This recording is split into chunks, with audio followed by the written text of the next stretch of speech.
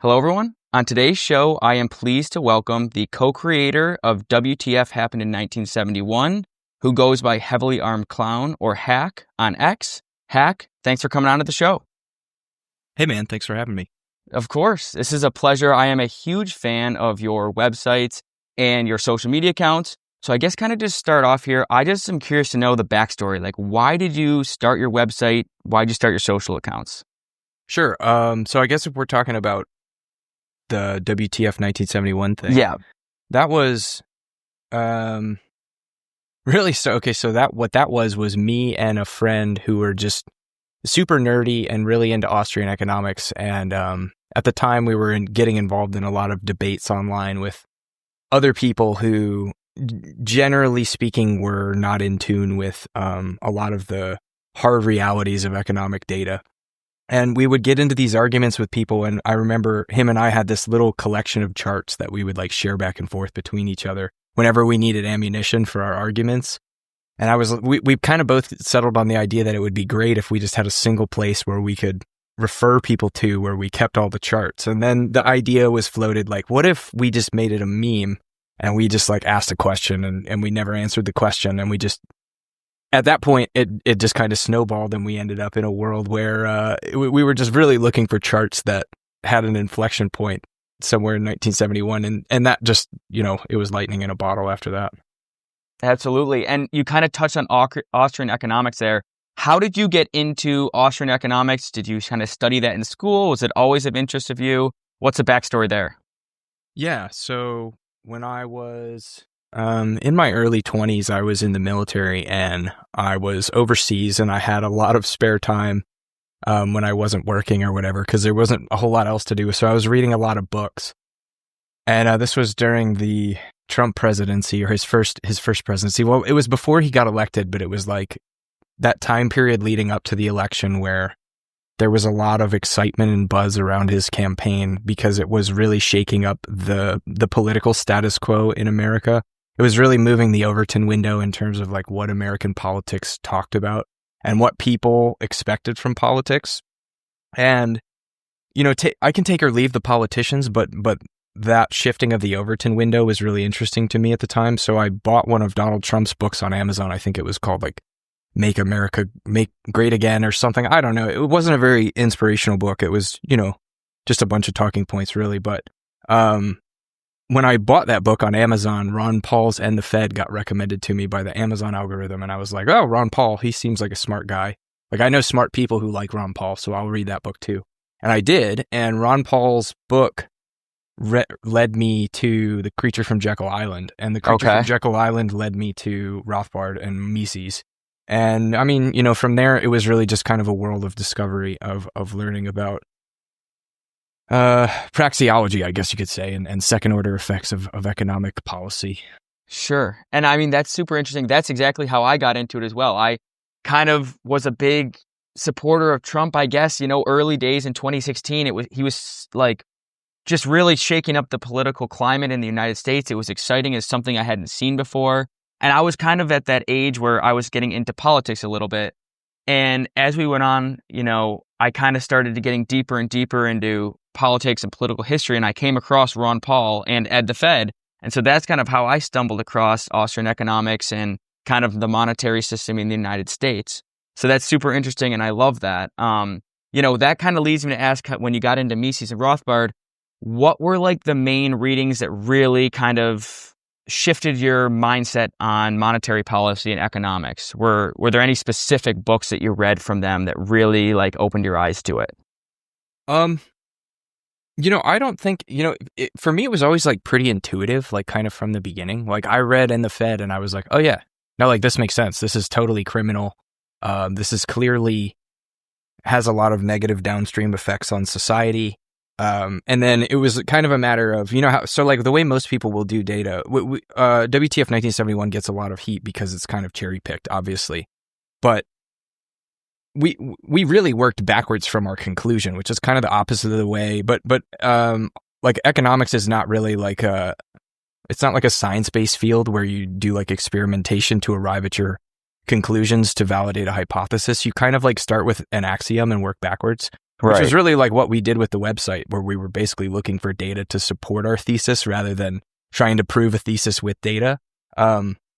So for me, it was intuitive enough when I think about like the way people are and the way the world is and the way people tend to be no better than their incentives and generally fairly selfish and self-interested. And I don't even mean that in a detrimental way.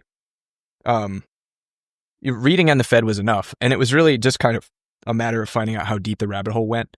Right. I read Mises and Rothbard mainly because that was just something I was really interested in at the time. But I would say as far as influential goes, like Rothbard's History of Money and Banking in the United States, tremendously fascinating material. I wrote like a research paper on that. It was so fascinating to me. He's also got some lecture series that are just phenomenal, like on areas of U.S. history that I think are certainly glossed over, at least in the public education system, like colonialism up until like maybe World War I. Like there's a lot of really interesting history there in America, particularly in the antebellum period, and then like immediately post Civil War with like the railroad boom and all that stuff.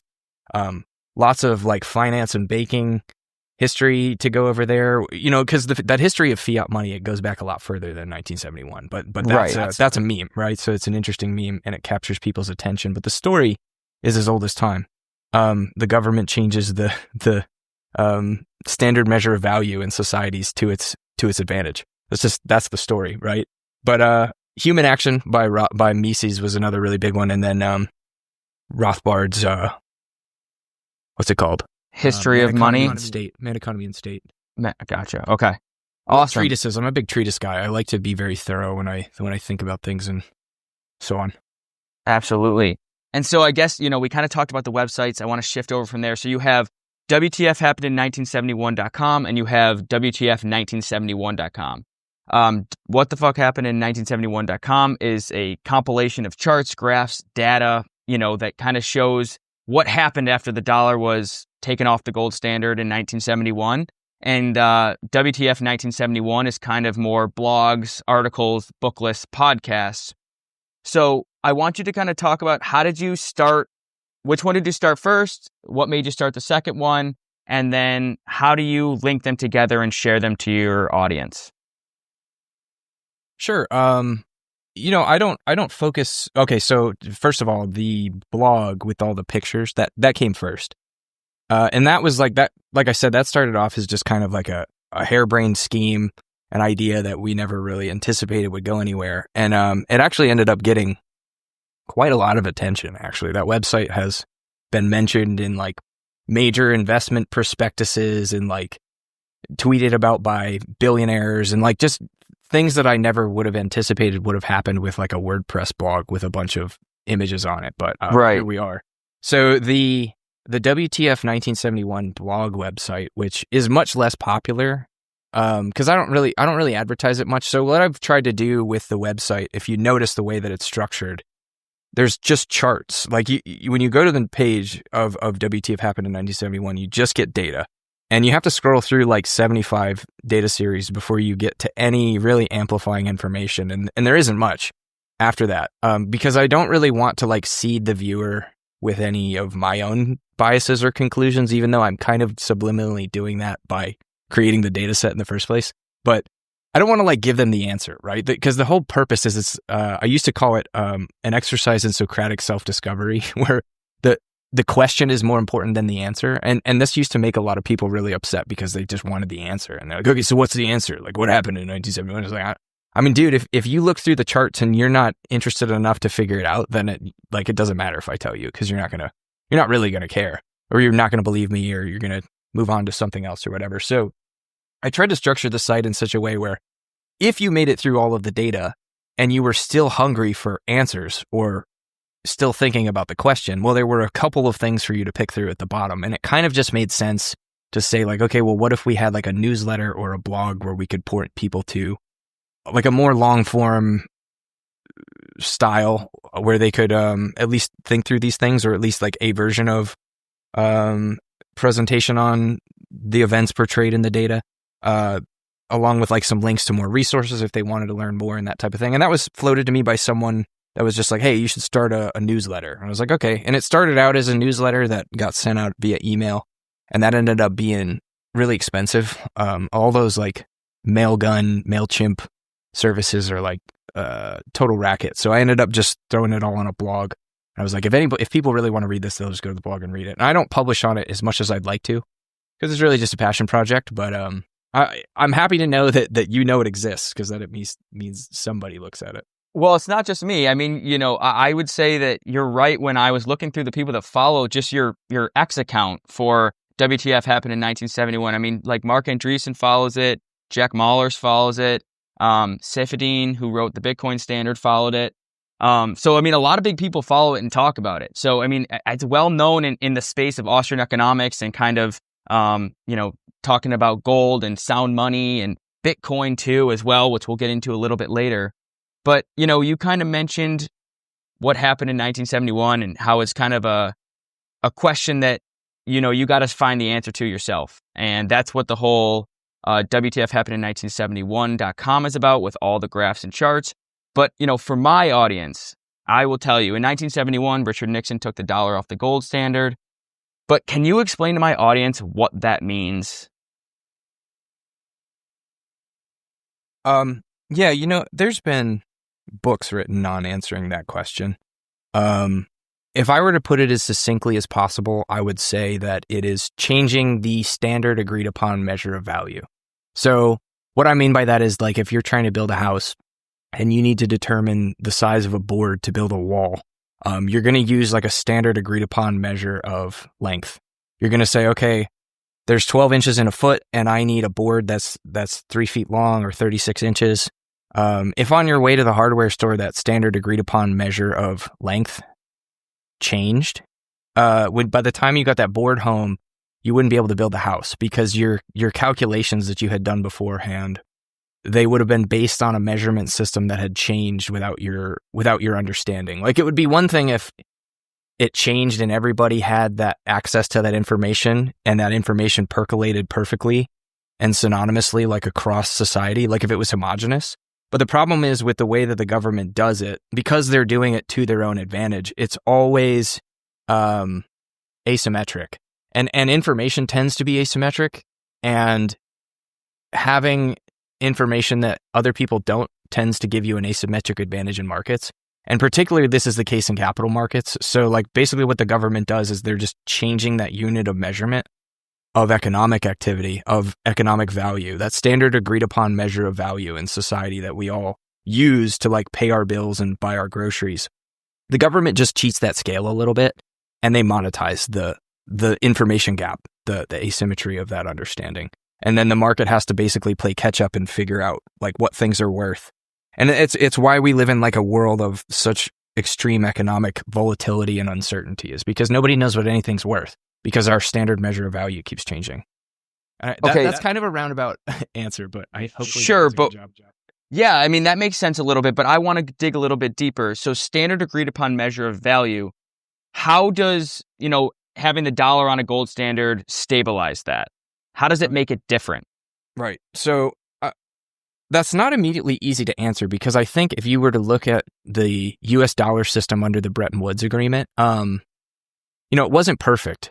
And I think that the meme WTF happened in 1971 can give the false impression that the monetary system under the gold standard was a quote unquote gold standard. Like, right. What I mean is, like, a gold standard of what a monetary system should look like. And it's funny that we even use that term, gold standard, to define, like, an optimal condition. Because there were a lot of problems with Bretton Woods. So, like, after the West won World War II, basically all of the NATO countries got together and agreed to peg their currencies to the dollar, and then the dollar was pegged to gold. Right. And there's a lot of problems with that, and a lot of problems emerged from that under the Bretton Woods system, and it's why the gold standard Bretton Woods Agreement was eventually ended. But, it was better than what we have now, which is basically just uninhibited money and credit expansion. At the very least, like, even though under the Bretton Woods system, only sovereign nation states could exchange their dollars for gold, individual Americans, it was illegal for them to own gold. So they couldn't, like, take their dollar down to the treasury and exchange it for a bar of gold. at the very least, there was this level of international game theoretical chess being played where if the United States printed too much dollars, they were eventually tethered to a certain amount of gold that was in the vaults that could theoretically be redeemed by foreign sovereigns. And that did start to happen in the United States, and it's why they ultimately ended the Bretton Woods Agreement and closed that gold exchange window, even for foreign sovereign nations. So it wasn't ideal, but it was better than having a currency pegged to nothing and having interest rates determined by 12 guys in a room, right? Right, but after World War II, right, when the Bretton Woods Agreement happened, you said it wasn't ideal, and it was flawed in a lot of ways, but if you were there and you were the one deciding what was going to happen after World War II, like, what would have made the Bretton Woods Agreement more ideal, I guess? That's a difficult question to answer because I think it depends on what your goals are. So, like, if I were the NATO allied countries and my goal were to capitalize on exorbitant monetary privilege globally and to basically arbitrage a currency premium on the rest of the world, well, I would say they did that beautifully, right? If that was what your goal was, they did a great job of that. If your goal was to create a global standard fair measure of value that's pegged to real economic input and can only fluctuate based on real economic output, I would say that they did a pretty poor job of that. Because for one thing, the exchange rate of gold to dollars was artificially set, right? Right. Normally, we would want to let the market determine forces like that. And the average American citizen, like I said, was not allowed to redeem their dollars for gold anyway. So there was really no system of accountability that kept the monetary system honest and fair for the common people. But if your goal was to basically enrich the state, at the expense of the global populace, I mean, I'd say that they did a good job, right? I mean, it certainly it added to an element of American exceptionalism and imperialism that may not have emerged in the same way if America hadn't basically been exercising that exorbitant privilege. Sure, but so then I want to ask you, so now we're going down a different rabbit hole here that I'm curious to know your thoughts on this. If, the gold standard really didn't do its job, it wasn't that effective in some ways it was, in some ways it wasn't, why did these, people after World War II set up the Bretton Woods Agreement? Why didn't we just, move right to a system where the dollar was a reserve currency, other currencies were pegged to the dollar, but we weren't backed by gold? Why do you think we originally had that backing of gold? Instead of just having like the fiat, instead of just having the fiat system we have now, why did we even start with a gold standard after World War II? Yeah, well, I mean, I think for one thing, people wouldn't have gone for that right away. Okay. I think if you had proposed the system that we have today in 1948, everybody would have laughed you out of the room. I don't think it would have been taken seriously. I think it never would have worked. I think that what we have right now is like death by 1,000 cuts. Yeah. I think that there's also a lot of precedent, like in the history of money and banking, like I was talking about earlier, you read Rothbard on this, and it's great because he gives you lots of examples of fiat monies that are not, it's not that they're backed by nothing, it's that they are, the face value of the currency is set by decree. And you saw this a lot in early America, where they did a lot of monetary experiments where in some cases they experimented with bimetallism, where they would set the face value of the exchange rate between the gold and silver peg. And that created an artificial premium on one currency versus the other. In America, usually it was a premium on silver. Mm-hmm. And it created a face value premium on silver where everyone wanted to spend the silver and hoard the gold. And that, those are market forces correcting for that fiat decree, which is essentially designed to allow the state to borrow more money at a cheaper rate than they normally would be able to. Likewise, there were a lot of early American colonies that experimented with just pure paper money that wasn't backed by anything. And they had insane hyperinflation. And we also saw that this happen in Weimar Germany, kind of preceding the rise to Hitler, which is also really interesting because one of the things that Hitler did was stabilize the German mark after he came into the power and basically put a stop to the hyperinflation of the Weimar period. And a lot of people don't know this, but the German mark was the most stable that it had been in like pretty much since before World War I, once Hitler came to power, because he basically put a stop to the currency debasement. That was where they were monetizing the debt to pay back the Treaty of Versailles debts from World War I. So I think that it was fresh in the minds of a lot of people. Like even there, the British had, I think it was the British, had a strategy of economic warfare during World War II that was called Operation Barnard, where they would actually like fly over foreign nations and drop counterfeit currency from planes to try to hyperinflate their local economies. So like it was well understood at the time that like manipulating money supplies had detrimental effects on economics within those localities. So like I said, I don't think people would have gone for it. And it's actually fascinating that 1971 happened. Like it kind of came and went and nothing really changed. Like business went on as usual and has up until this point, with the dollar maintaining its place as the global reserve currency, despite the fact that really the door has been wide open for competition. Now, you could make the argument that if you do try to compete with the US dollar, like if you're a Gaddafi of the world or whatever, like you're going to get invaded and beheaded or something like that. So good luck. But right. Well, oh man, there's a lot to unpack there, which I want to talk about. But it's interesting. I never heard that kind of British war plan where they're trying to hyperinflate economies. That was interesting. And two, what you said about Hitler, I don't know where I may have read, but like the first thing that he would do when, it was wartime in Germany, when he would invade another country, he would go right for the other country's gold vault and just start trying to acquire their gold. I don't know if you had ever heard that, but I heard that the other day and I was like, that's incredibly interesting, because I related it to right after World War I, when Germany had all the reparations to pay, right? They were just printing all this money. You see images of kids literally like walking around with wheelbarrows full of cash that just was absolutely worthless, which is just wild.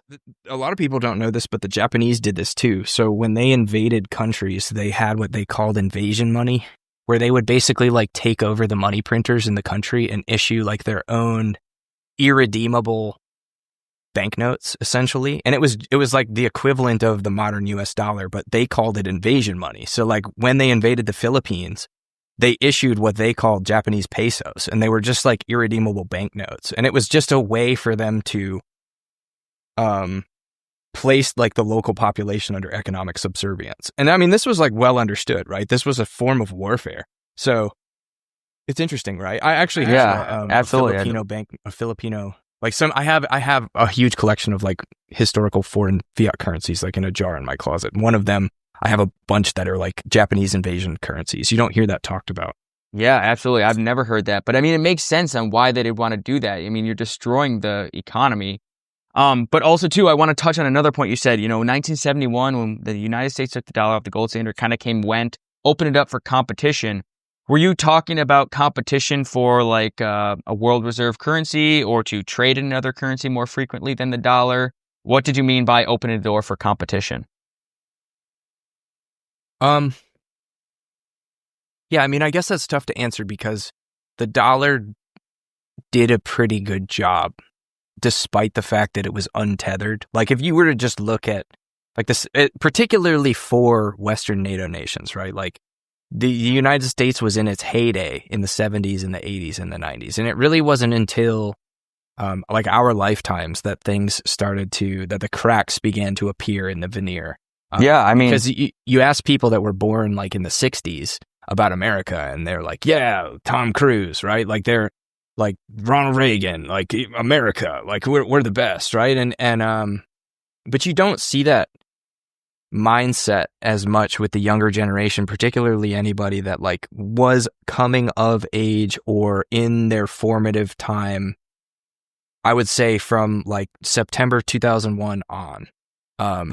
2001, the towers got bombed. We went to war in the Middle East. That was a long, drawn out, expensive battle of attrition, which, they had that in Vietnam. They had that in Korea, but it was different with this because it was a war against an idea. It wasn't a war against a nation. And it was a war that seemingly never ended until one day it suddenly did. And nobody could really definitively tell you why or how or where. And we went through like the 2008 housing bubble with a total reimagining of how banking and monetary policy works in the United States. We have central banks essentially, right? I understand it's more complicated than this, but essentially printing money and using it to buy bad debt, to the tune of trillions of dollars, to the point where we end up with an economy where you look around and you're like, you can go out on like a Tuesday in the middle of the day and be like, who are all these people driving around? What do they do? What does this country produce? Like, what are we doing? All these companies, how do they make money? Like half of them don't even make money. We live in a zombie economy that's propped up by artificially cheap money and credit. And it's like, you wake up and you see it, but you're like, how did we get here? And I think it was a slow burn, right? Yeah, I would agree with that. Slow burn for sure. And I definitely agree with your point where it's like kind of like right after September 2001 is when you really saw the decline of the US dollar specifically, and maybe that kind of patriotism that you kind of hinted at. But I think, and I'm curious to know your thoughts are here, during the Bill Clinton years, right, we started becoming fiscally responsible. We're running a budget surplus for the first time in, a long time.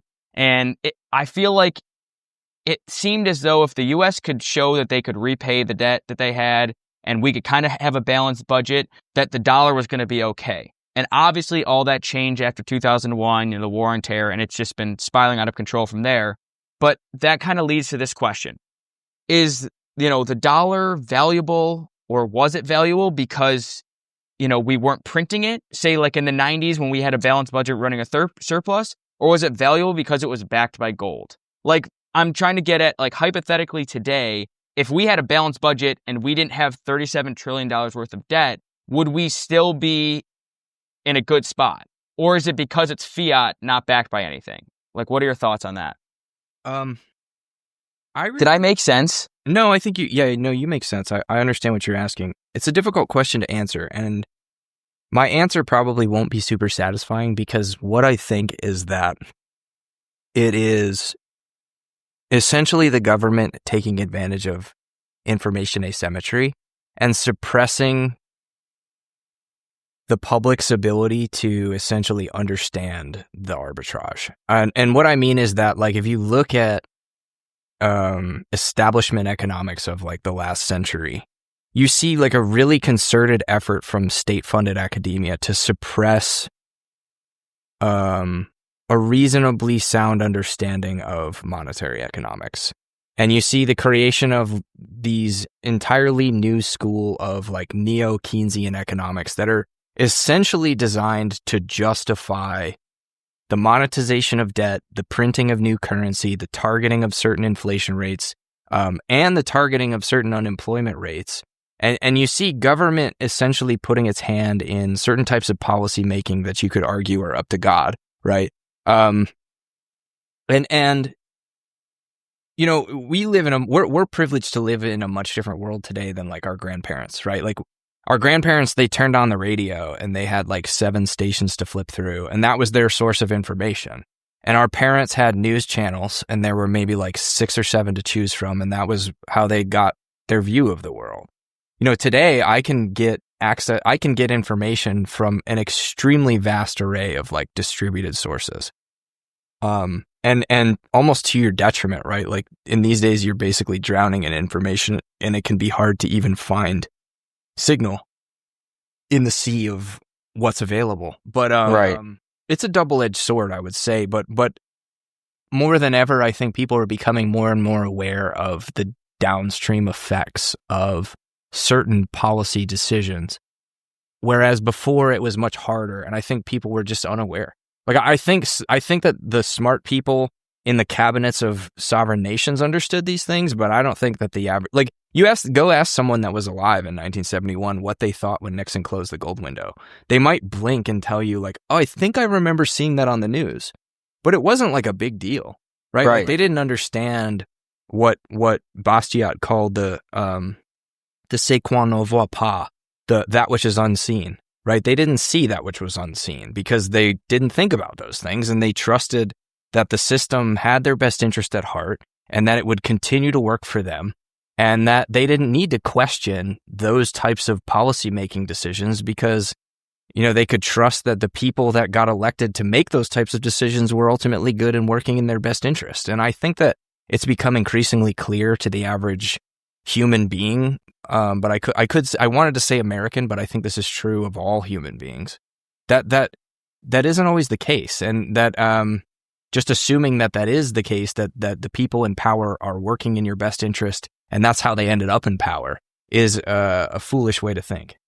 Right. I agree completely. And I think it's interesting that you say go ask someone that was alive in 1971 what they thought when Nixon closed the gold window. It's like, they probably don't really even know what that means today. I think people are waking up to it. But I think that that's one of the biggest problems with so many of our modern politicians is their inability to grasp basic economics and kind of understand what something like closing the gold windows means.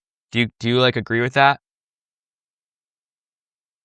I don't know. Because it's interesting because, go look at the monetary policies of Alexander Hamilton. Hamilton was a Federalist, and he understood that if the state wanted to continue to basically expand its scope, that it needed to be able to manipulate money and credit. And he understood that if you were a true blue Federalist and you believed in a strong central federal government, and that was what was best for America as a nation and humanity as a whole, then there needed to be some type of state intervention in money and banking in order for the state to be able to finance itself effectively. There was a lot of opposition to his ideas at the time. And it wasn't like I said, at the time, a lot of the lessons of state intervention in money and banking policy were fresh in the minds of people because there were a lot of early American colonies that experienced severe hyperinflation by manipulating the money supply. Likewise, after World War II, we had that fresh in the minds of a lot of the international community. And I think we kind of lived through a period of lull in the action, so to speak, or at the very least, where there was chaos, it wasn't in the civilized world. And that's come home to roost, really since 2001 in the West, and increasingly so. And I think people are driven to find answers as they become more and more desperate. Because you can only ignore the effects of monetary inflation for so long. These things are exponential and cascading. And yeah, it's inconvenient when the cost of groceries go up 10%, but when the cost of groceries go up 10% year after year after year after year after year after year, and you can no longer afford to pay your electric bill, and you have to choose between whether or not you buy baby formula or, get your car tires fixed, and you just don't understand how you got here. You're either going to end up on some very vigorous academic pursuits, and you're going to end up rioting and burning stuff down. So that's really where we're at. Is people have this choice to make between civil unrest being the solution to the culmination of this chaos of total debasement, or they need to understand and they need to take action in such a way that moves the momentum of this thing in a different direction. I mean, I think you see a bit of both right now. You've seen a bit of both over the last 5 to 10 years. Some people are freaking out and burning things down and doing whatever, and some people are no, I understand this now. I can see what's going on. Right. I mean, that though, the whole kind of rioting, burning things down, it is, I would say, an indirect effect of what's going on with the money, right? Because people aren't burning down buildings and looting stores and stuff generally because they're upset that the government's spending too much money. Maybe that's because of a social issue or a cultural issue that's going on, or a civil rights issue or something like that. Would you agree with that? No, I don't think I would, because I don't think people have social issues or civil rights issues when they are if they have food in their bellies and they have time for leisure and they live in a nice house and they live in a nice neighborhood and they feel safe when they go to sleep at night. They don't have those problems.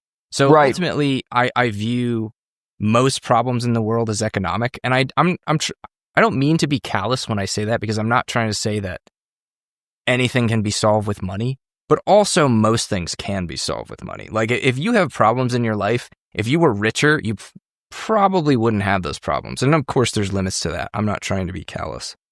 No, I agree with you there. And I think we are saying the same thing, because what I'm saying, you kind of hinted at, kind of civil unrest, kind of the rioting. And it's like, over the last, 5-10 years where we've seen some of this civil unrest, people aren't going to burn down buildings because they're upset with what's going on with the money supply or the government's spending and printing too much money.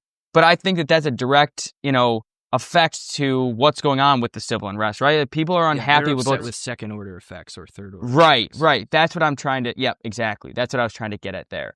And I agree too, because my theory is too, if people were doing much better economically, like you said, people were fed, they were able to afford a house, they could pay for basic necessities, they wouldn't have these angers at the system or the establishment or, the powers that be, because they think that they're out to get them.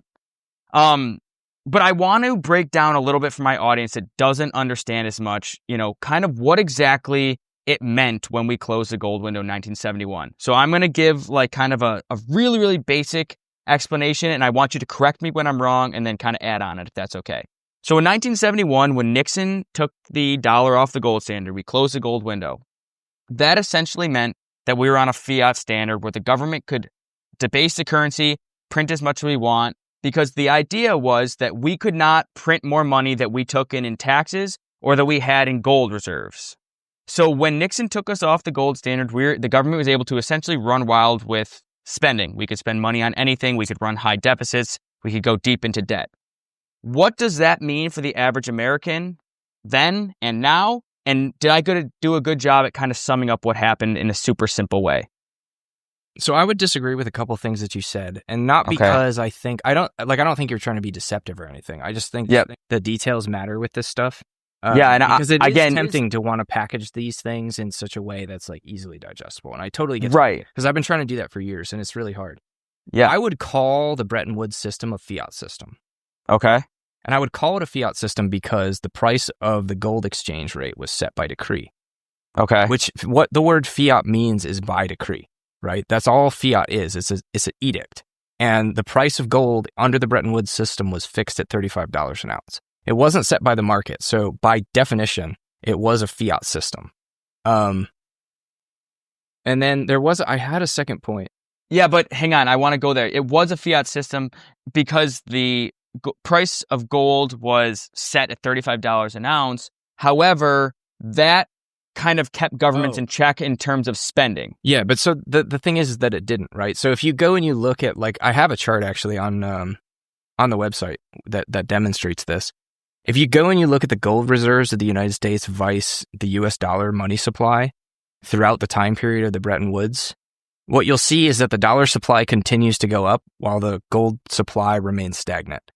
And this was because the United States was effectively exercising its exorbitant privilege. That's using the words of the French prime minister at the time, who sent his warships to the United States to try to repatriate his gold. Right. The United States was actually printing more money than it had gold in the vaults. And everybody kind of knew that was going on. And it was like, hey, we're not going to let you keep doing this because it's not fair to everybody else. Our currency is pegged to yours, and you're just printing the currency as you see fit in order to finance your deficit spending. You're at war in Vietnam. You're exercising this guns and butter foreign policy where you're like, butter at home, guns abroad. And you can't afford to keep it up. Like, right. I don't know. I've read a lot of books on the war in Vietnam, and none of it makes any sense. Like, why were we there? What were we doing? What was the objective? What did we achieve? The answer is nothing, except for a lot of dead Americans and a lot of wasted money. But we were financing it by printing currency and monetizing debt. And I mean, like, it's the same thing today. And yes, you could make the argument that by some degree they were more constrained then. But it ultimately didn't matter because it was a fiat system. And because they were able to just cut ties with it when it was no longer useful to keep up the pretense that it was a free market gold standard system.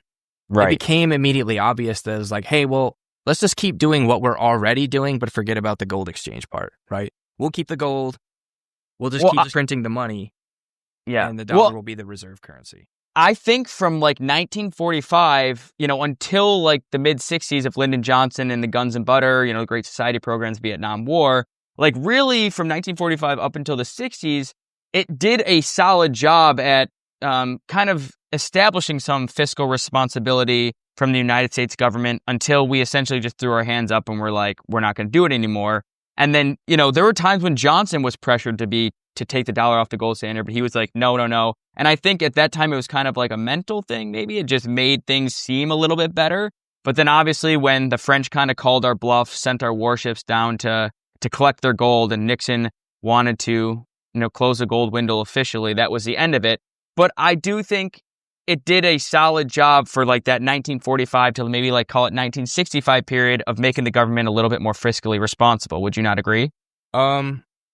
So I'm looking at the data here just for both of our sakes, right? And okay. I see it looks like the United States gold reserves peaked right around 1954, 53 or so. Okay. And from that point forward began a pretty sharp decline up until 1971 when they closed the gold window. So closing the gold window, what it was effectively doing was stopping the expatriation of U.S. gold, because that was what the Bretton Woods system was designed to do, was attract real capital into the United States and into its vaults, and to give everybody else IOUs. And real capital being gold. Sure. Yeah. And in that context, yeah, absolutely. And I don't necessarily think like either you own gold or you own credit, and the rest of the world owned credit and the United States owned the gold. And the gold was flowing out, and the United States wanted to put a stop to that because it was in their best interest to do so, right? I'm not saying that was the right thing to do. I'm saying it was in the best interest of the United States and its ruling class to put a stop to that expatriation of gold. I don't know that I would agree that I would say that it was keeping them honest. Okay. All right, that's fair. And I like the pushback. I'm just trying to find truth here. I want to know your opinion. You're way more educated on this than I am, and I love this type. You're doing great. I love this type of talk. I love this conversation. But now I want to know, when the dollar's window, when the dollar was severed from gold and the gold window closed, what did that mean for the average American? Kind of walk me through that. Explain what happened. Well, it didn't mean anything for the average American, actually. That's like the most interesting part, is that like the average American would be troubled to even tell you that they remember that event if they were alive at the time. Like they might have saw it on TV. I know I've talked to some people who can tell you like what TV show it interrupted, right? When Nixon's broadcast came on the television, because there weren't a ton of television programs at the time. Like today we're spoiled by choice. We can watch a million podcasts or streams on Twitch or YouTube or whatever. Back then, most everybody was watching one of a few handfuls of TV channels, and Nixon interrupted whatever people were watching at the time. And the majority of people will be able to tell you what TV show got interrupted, but they won't be able to tell you the economic consequences of the announcement. Right. So, they might not be able to, but, obviously it impacted them. I mean, I would say that's a lot of what WTF happened in 1971.com is about. Even if they might not be able to explain it or didn't know what that meant at the time, what did it mean and what does it mean today? Yeah, I mean, where it ultimately led, like if you look at what minimum wage in 1971 was in gold terms versus today, like if it's effectively the same in terms of gold, right? Like you haven't. It's not that corporations are greedy, although many of them are. It's not that minimum wage hasn't kept up with inflation, because it hasn't. It's that if you were to measure this whole system with a sound measure of economic value, which like gold is an example, you would find that very little has changed. They've just keep changing the denominator of the measure of value. So like the American standard of life continues to go down and to the right, and the American money supply continues to go up and to the right. And those things are like diverging further and further and further because this whole thing is accelerating. It's accelerating because of the fact that the United States monetizes the debt. And what that means is every year when the United States government determines its budget, we go through like this whole hullabaloo where they pretend like they're going to shut down the government if they can't figure out where the money's going to come from. They're like, oh, it's all right. We came up with a brilliant idea. We're going to raise the debt ceiling. It's the only time every year that all of the Republicans and all of the Democrats can set aside their differences and finally agree to sit down and like come together and figure things out. is whenever they need to decide to agree to raise the debt ceiling, which just means that they're going to borrow more money than they're actually allowed to borrow, or borrow more money than they said they were ever going to be allowed to borrow last year. And then they have to basically issue debt. So the United States government raises a certain amount of money every year from people who pay taxes. But that's not nearly enough to cover the amount of money that the United States government wants to spend on all of the stuff that politicians want to do in order to satisfy the special interest groups that get them elected. So they say, okay, we need a lot more money than this. We need to be able to spend like 3 or 4 or 5 times more money than what we're able to raise through taxes. So we're going to raise the debt ceiling and we're going to borrow that money. And the question is, where does that money come from? Well, some of it comes from Treasury auction, where those debt instruments are basically sold to the public or sold to private institutions that buy that debt and hold it with the hopes of getting paid back in interest for the money that they're lending the government. The rest of it basically just gets monetized, which means that at some point in the system, it's not necessarily right away directly from the Treasury, but eventually this debt, some of it becomes worth so little and nobody wants to buy it that the Fed has to print currency and buy it off of the market and put it onto its balance sheet. So what we're effectively doing is monetizing the debt. We're saying, okay, we want to spend more money than we have. So the Fed's going to print money and basically give it to the Treasury, and the Treasury is going to spend the money on whatever it wants. And every single dollar that the United States government spends that it doesn't bring in the form of taxes, it's creating in the form of debasement. So it's making your dollar worth less. It's adding water to your wine, slicing off a little bit of your slice of the pie to give it to Uncle Sam. Right. So it's essentially decreasing the purchasing power of the average American. So the person that goes to the store can't buy the same amount with $100 that they could last year, or the year before that, or the year before that. Am I right in saying that? Yeah, I would agree with that. It's a continual erosion of the American quality of life. Okay. And I mean, I know the answer to this is greed or selfishness or incompetence or whatever, but why does the government do this? If it's not helping Americans, all these programs, like all the entitlements, all the military spending, whatever they're spending this money on, if it's not helping the average American, it's not helping the American people in general, why do we keep doing this? Why have we not learned our lesson? I guess it would depend on what you mean by we. The government. Why has the United States government not woken up to the fact that this is not working, and in every aspect it's just hurting people every day? And yeah, even so more? I mean, I don't doubt that a significant number of people in the United States probably understand what you just described. Well, so a significant number of people in the United States government probably understand what you just described. And maybe I overestimate that. It's possible that some of them don't. But whether or not they understand it is different than whether or not they take advantage of it. And what I mean is, we live in a democracy, and you could call it a republic, but I think when you let 18-year-olds vote, it's probably more like a democracy, because you're talking about giving essentially political decision power to people that have no skin in the game, so to speak. I'm a pretty old-fashioned guy. I think, like, most likely, probably the bare minimum bar should be that you should be paying taxes at the very least you should be a net taxpayer in order to vote. But and I could probably add to that list, but I'm not going to, for the sake of trying to win over a broader audience with my arguments. But in a democratic system, essentially, the way that you win power is by making promises to certain special interest groups.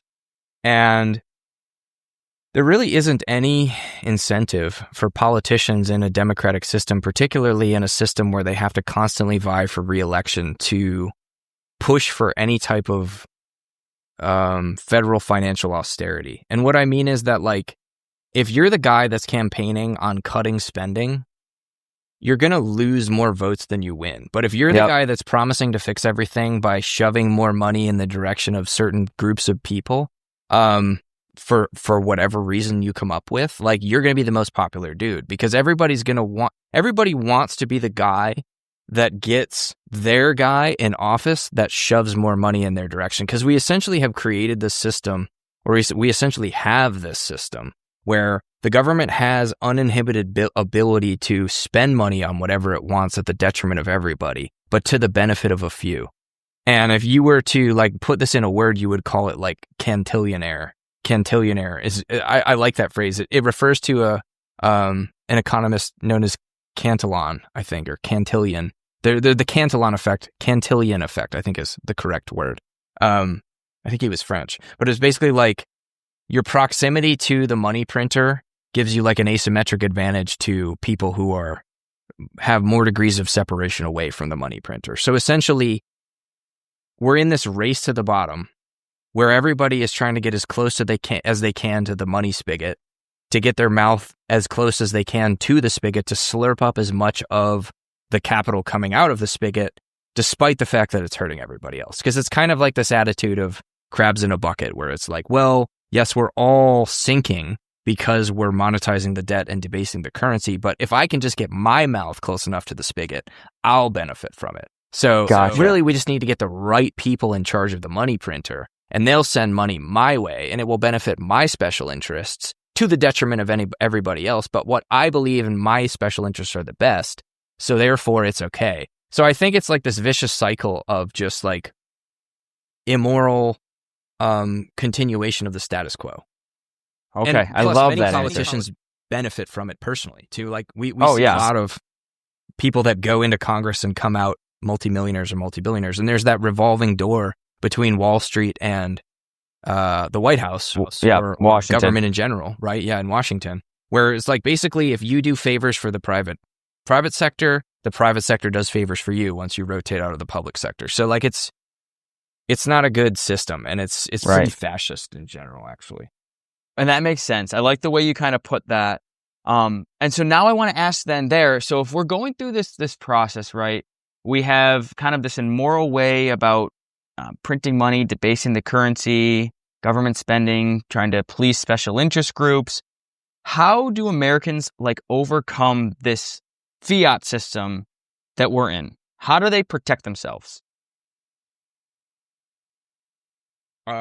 Besides like voting the person that they need in to get the money. Yeah, what does the average person do? You have to exit the system. And how do they do that? Well, I mean, the way that I've done it is with Bitcoin.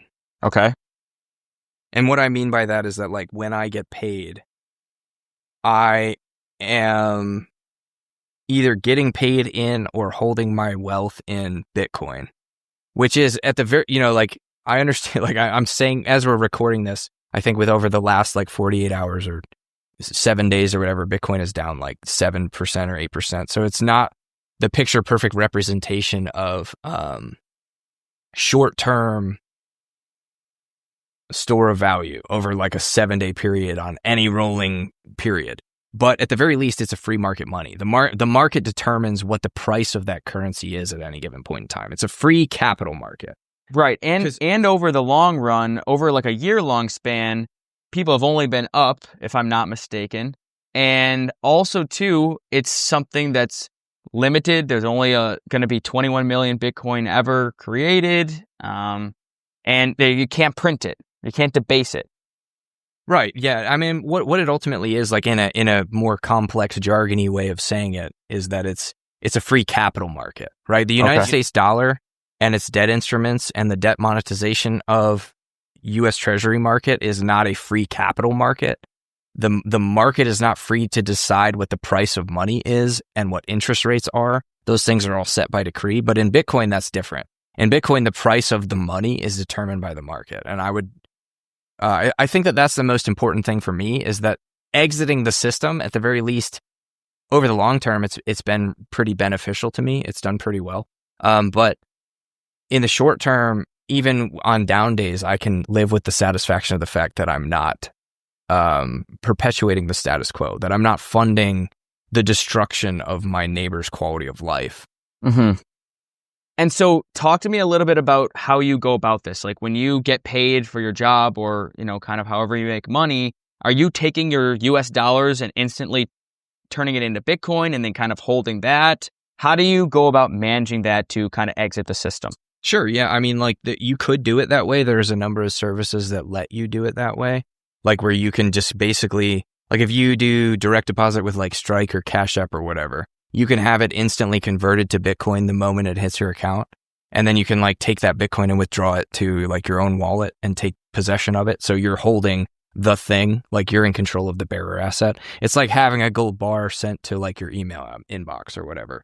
Okay. I tend to, because I work as like a freelance software engineer, I tend to just negotiate the payment of the contracts for whatever work I do in Bitcoin so that I can get paid directly in Bitcoin. That's obviously not viable for everybody, but I think that increasingly there are tools that are basically coming to market that enable you to emulate like what I do, you know, just with a fee, right? Really the ultimate issue is that you're going to pay Cash App like 1% or whatever for the privilege of being able to convert your paycheck to Bitcoin immediately or whatever. And then you have that problem of, okay, well, I need to pay my bills and Bitcoin went down 8% this month. What do I do? Well, you know, the future is uncertain, so I would expect that you should have savings would be my ultimate answer to that, but a lot of people don't like that. Well, okay, then that kind of shifts me from here because your personal Twitter account or your X account, you go under the name Heavily Armed Clown or Hack for short. It's very Bitcoin focused.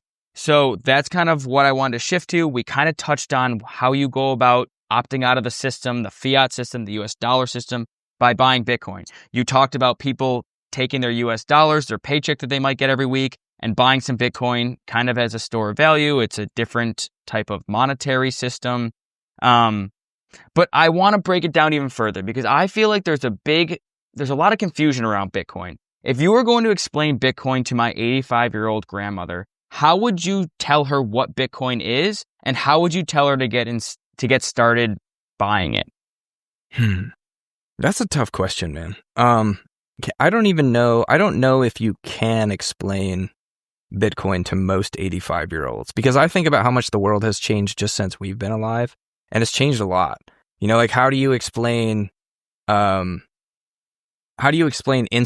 to someone from like 1998? Like, can you? I don't know. Yeah. Maybe like certain people would probably be predisposed to understanding it depending on what type of experience they've had in life. But there's a lot of 85-year-olds that will die never understanding Bitcoin. Bitcoin will outlive most of its critics. You know, I think. Would you call it a digital money, a digital gold? Yeah, so it's a peer-to-peer digital gold, I think is probably the best way to call it. It's money that has no central authority. There's no like central issuer of the money. It's not quote unquote backed by anything. It is a bearer asset. It is the thing. It's not a promise of a thing. It's not a promise for payment in a certain medium. It's not an IOU. It is the thing. It is effectively digital specie. So it is digital gold. But it's digital gold that can be chopped up into millions of pieces and sent across cyberspace at the speed of light. So like it's gold, but if you were to improve gold by like 100x by giving it like a jetpack and a sentient AI brain and making it programmable and being able to give it instructions. You know, and there's many like Bitcoin is a pretty diverse field of study. Like there's a lot that you really need to understand why Bitcoin works. Mm-hmm. But like for anybody that would just be willing to take the benefit of the doubt from listening to me, I would just say just like, I'm a software engineer and I've studied this thing for like a decade. And I will tell you that it does do what it says it does, which is like provide this uncensorable peer-to-peer digital transaction bearer instrument. And, you know, you kind of touched on, I want to touch on this too. You want to get involved in Bitcoin. Would you recommend people open up a brokerage account on, you know, Coinbase, Strike, Gemini, buy Bitcoin on there and then move it on to cold storage? And also when I say that, I feel like that sounds really confusing. So can you kind of break down what I mean when I say get a brokerage, you know, and then move it to cold storage? Can you break down that process for me? Sure.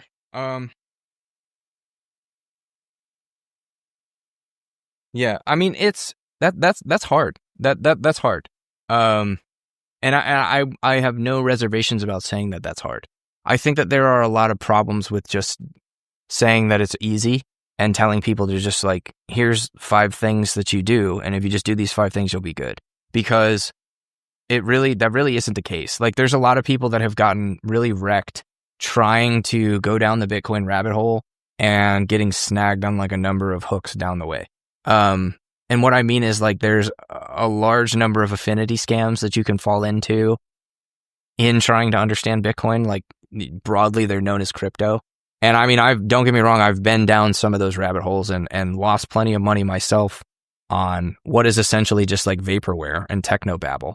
And then you have the problem of like, okay, well then how do you take custody of this thing safely? Because it's one thing to buy Bitcoin, it's another thing to own Bitcoin. So you can buy exposure to Bitcoin, which in many cases is just credit. It's like the promise of payment in Bitcoin or in payment in terms of the dollar denominated equivalent of Bitcoin. And that's different than actually owning Bitcoin. If you actually own Bitcoin, you own like a digital gold bar. If you hold the private keys that correspond to like a Bitcoin address that actually owns Bitcoin, you have a digital gold bar. If you own like IBIT equity, you have dollar denominated Bitcoin exposure. Right. So that's like owning like a dollars, but you don't own Bitcoin. You have exposure to Bitcoin. So that's like owning like a Bitcoin ETF. Yes. Yeah, that's exactly what it is. And so I want to know kind of if you want to actually own the Bitcoin, you want to own the, digital gold, quote unquote, what brokerage do you recommend? And then kind of what cold storage would you recommend if you were giving advice to someone? Like if you were giving advice to me on how to get started, where should I buy my Bitcoin and what wallet, what cold storage device should I put it onto? Yeah, so the answer to that like largely depends on the magnitude of your exposure. So like for example, if we were having this conversation about gold and you had a couple of gold coins, I'd be like, yeah, dude, throw them in your sock drawer. Like you're good. Right. You're good. But if you had like a pallet of gold bars, right, we'd have to have a much different conversation about how you're going to manage that risk. We would have to talk about like higher security, vaults. We would have to talk about like security systems. And it's the same thing with Bitcoin, right? Like if we're talking about like there's no one size fits all solution. In general, the advice that I try to give is that like people need to understand what free and open source software is. People need to understand the difference between software that you've set up yourself, that you've installed yourself, versus like a USB stick someone mailed to your house, right? Like if you're putting tens of millions of dollars on a USB stick someone mailed to your house, you're not going to make it, right? Because the person that mailed that USB stick to your house and everybody that touched it before it got to you has the ability to steal from you. So with Bitcoin, and this is why I say like it's really difficult to within the 85-year-old grandmother example, the best thing for her would be to have a grandson or a granddaughter or whatever that understands these things already, is willing to explain enough of the basics to 85-year-old grandma and say, Grandma, let's start putting your pension and Social Security in Bitcoin. I'll manage it for you and just let me know when you need money, right? That's the best case scenario for them because they're never going to be able to get up to speed. Right. But in general, if you're not running like the actual Bitcoin software as your wallet backend and using free and open source software to secure your money, then someone else probably in some way along that chain has the ability to screw you if they want to. So as the number, as your value number exposure in dollar terms goes up to Bitcoin, you need to start thinking more and more seriously about how to manage that risk. And that's just like with anything in life. Sure. And so say I have $10,000, I open up a Coinbase account, I buy $10,000 worth of Bitcoin. Yeah. What do I do from there? Yeah. So I would say, pick one of the reputable brokerages, particularly one of the ones that aren't going to try to sell you garbage. Like avoid Coinbase because they're going to try to sell you garbage. They're going to try to sell you. So it'd be like if you opened up like a Fidelity trading account or something like that, and they started trying to sell you penny stocks. Right. That's what Coinbase is going to do to you. If you open up a Coinbase account, they're going to try to sell you penny stocks. You don't want penny stocks. You want the blue chip. The blue chip is Bitcoin. Bitcoin is the only thing with like a proven track record. It's the only thing with like a serious technological backbone. It's the only thing that like the majority of the technical people that I know with any understanding of how this stuff works actually believe in. So like you want to go straight for Bitcoin, go for like a reputable system like Cash App, go for Fold or something like that. And then you want to withdraw it to your own self-custody, ideally. One of the systems that's come online recently that I think kind of blends reasonable security for like smaller amounts, like if we're talking about $10,000, that's reasonable, is BitKey, which has been developed by a guy named Jack Dorsey, who was the founder of Twitter. BitKey is great BitKey. because it really kind of abstracts away a lot of the complexity of self-custody. And it does it in such a way where I wouldn't be comfortable if someone said, if we were talking about $10 million, I may be like, I don't know. I don't know that that's a great solution, but I would probably be comfortable recommending BitKey for like $10,000 in Bitcoin. Okay, I love that. And you can use, but okay, so hypothetically, you talked about not using like a Coinbase, but like if someone was using Coinbase or Gemini or something like that, can you use BitKey on those exchanges as well? Yeah, so Okay. if you have a Coinbase account and you have Bitcoin on the Coinbase, really you just need to go through the process of withdrawing it to an address that you control. Gotcha. Okay, interesting. And so then this is kind of just a hypothetical because I'm curious to hear your thoughts here. You talked about like this being a really solid option for someone having, maybe $10,000. What does like someone like Michael Saylor do, right?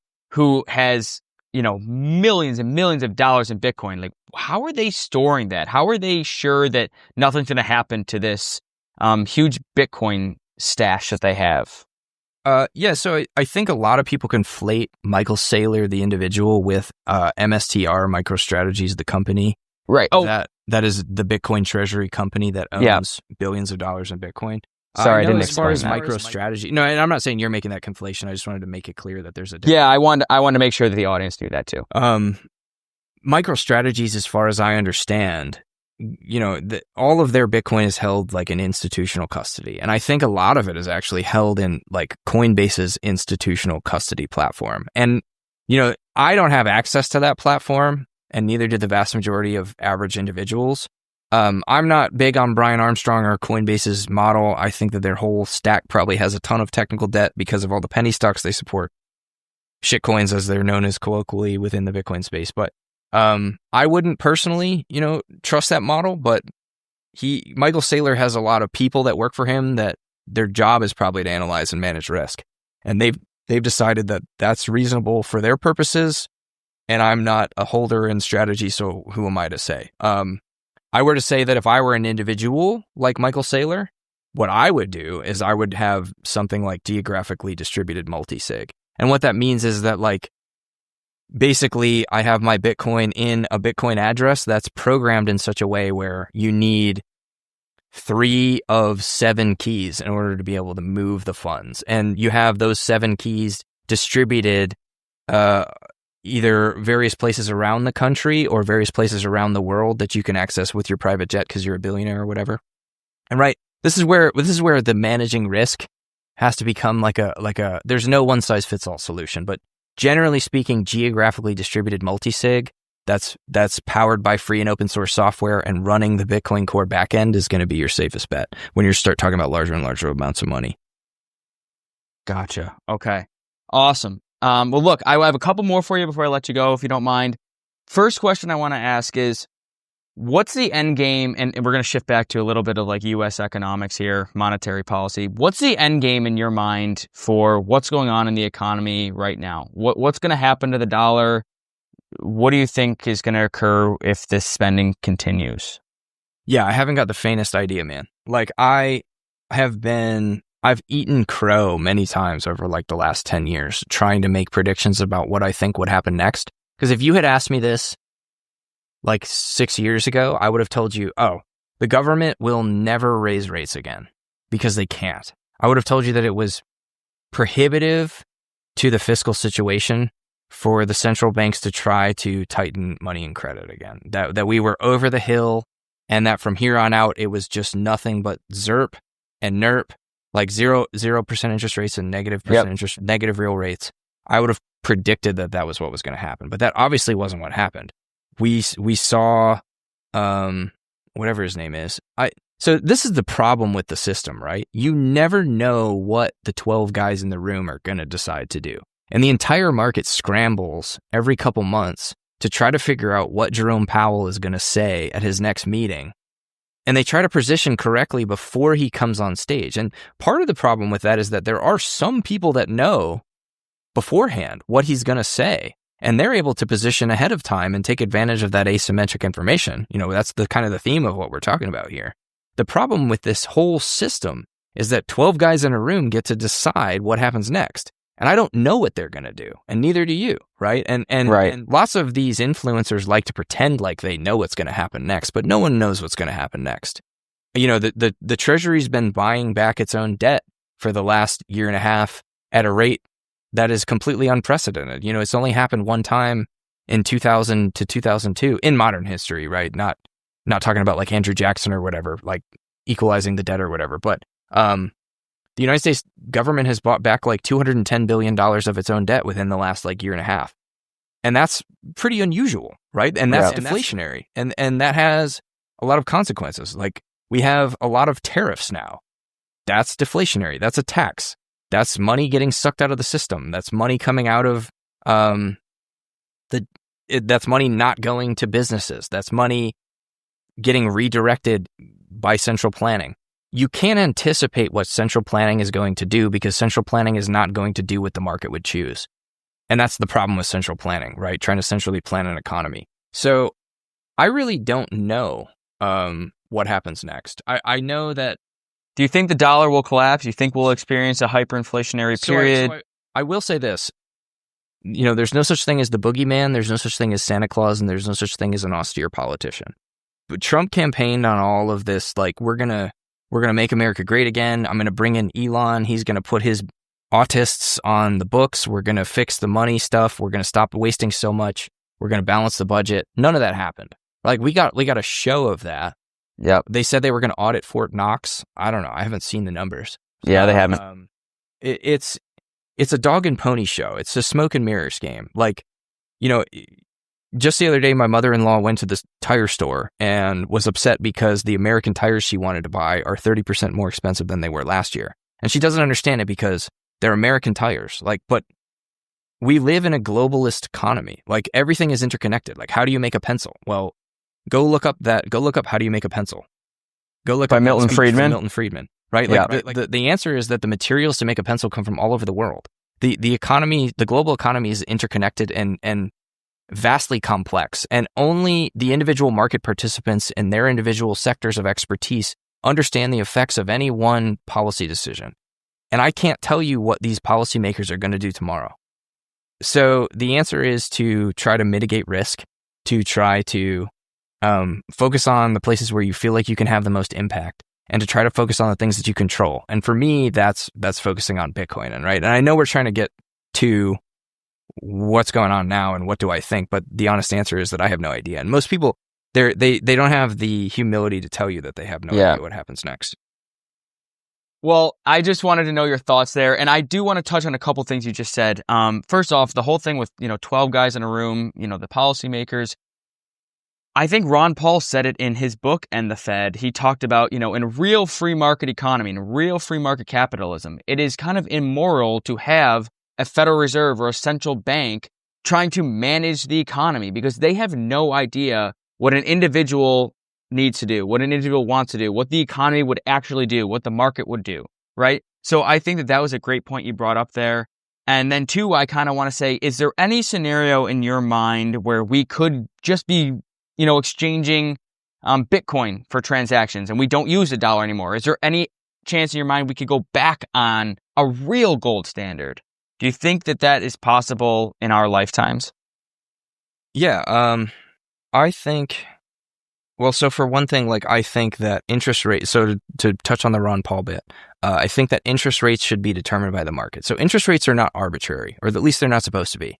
They're supposed to be based on the amount of capital reserves in the system. So like if we were to just pretend that we were on a deserted island and it was like me, you, and like 100 other people, and you and I started a bank, our interest rates would be a product of, like, let's say our money was coconuts. Our interest rates would be a product of how many coconuts we had in the vault. Because it would be like, okay, hey, I need to borrow 100 coconuts so that I can build a water refining facility so that everyone on the island can drink clean water. And it's like, okay, well, we only have 50 coconuts. So we're going to have to charge you a lot in order to attract enough capital in terms of the interest rates, the cost of money, in order to be able to take on this project. Because this is a very expensive project that has a lot of risk. And we need to be compensated appropriately for that risk. And the only people that can determine the cost of capital, so to speak, is the market. Like, right. How everybody on this island works for what they have. And are they going to be willing to give us more of their coconuts to finance this project? Well, that has to get determined by how many coconuts they're willing to give us, and we have to charge a rate for that.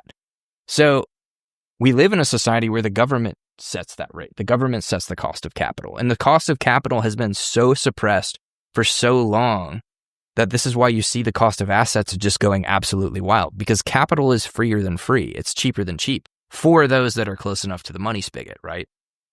Right. That within that Cantillon proximity.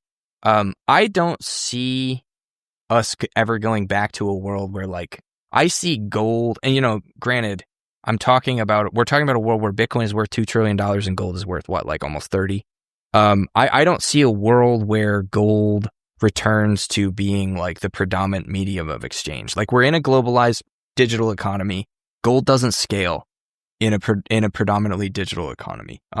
The problem with gold going back hundreds of years was that, like, how do you make it scale? How does the guy in Missouri do commerce with the guy in New York when we're ultimately settling in precious metal?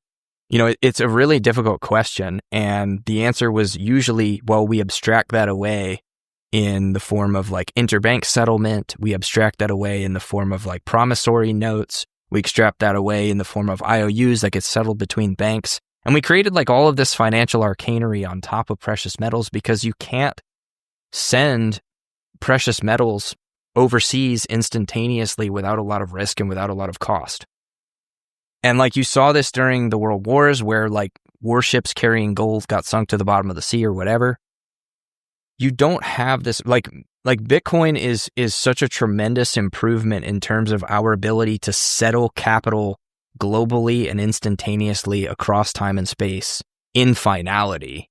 Right. That we don't ever go back. Like, we didn't go back from the internal combustion engine to the horse and buggy. We did when it was quaint, right? But like, we didn't do it at scale, because we now live in a world where the internal combustion engine exists, and there's no reason to use horse and buggies to get around when the internal combustion engine is so much more efficient. Bitcoin is so much more efficient in terms of its ability to settle capital and finality globally than gold will ever be. That right now what we're looking at is just a price mismatch, which is again an information asymmetry. Most people don't understand this. They don't understand what Bitcoin has done, the way in which it's changed global capital markets, and it will continue to emerge in the form of price discovery as we see Bitcoin continue to basically price gold to zero in Bitcoin terms, because Bitcoin will ultimately end up at its utility value. Gold will ultimately end up at its utility value priced in Bitcoin. That's my prediction. If you want my prediction, that's where we'll be in 30 years, if not less. All right. Love that. Yeah. All right, great. And so I guess last question for you here is, what's your goal? Like, what's your vision for your kind of media hub here? What do you want to happen in the long term with WTF happened in 1971 and WTF1971.com? What do you want to do with that? I've never had any expectations of that property. I don't really monetize it. We don't really make any money off of it. It's led to a lot of really interesting conversations like this one, right? Like, I get to hop on calls with like interesting, intelligent people and talk about random stuff that most people have no idea, like what we're even talking about. Yeah. And that's really fun. So like, I wouldn't ever want that to end. And a lot of people have tried to like buy the property from us, but they've never been willing to pay like what we think it's worth. Because to us, this is just a passion project, man. Like, it's what I love. This is what I breathe. This is what I care about deeply, because I care about the people that live around me, and I don't want to see them continue to like have their livelihoods sucked away and their most precious resources just debased, right? Because it's just unfair. And to me, it's immoral and it's unjust. So like, that's what it's really about for me, is like the message. And I know that I don't have delusions of grandeur, but I know that to some small degree, like what I've done with that website has had an effect. So I my hope is that if nothing else ever happens, that I can just kind of like keep that the way it is and let that website continue to just serve its function, which is to just get people to ask the right questions. And I'd be happy with that. Awesome. That's a great answer. I love that. Hack, thanks so much for coming on the show. I really appreciate you giving me some time here. This was an awesome conversation. Best of luck moving forward. And I hope that many more people read WTF happened in 1971 and continue to ask the right questions. Thanks, buddy. You're a great interviewer. Thank you. I appreciate it.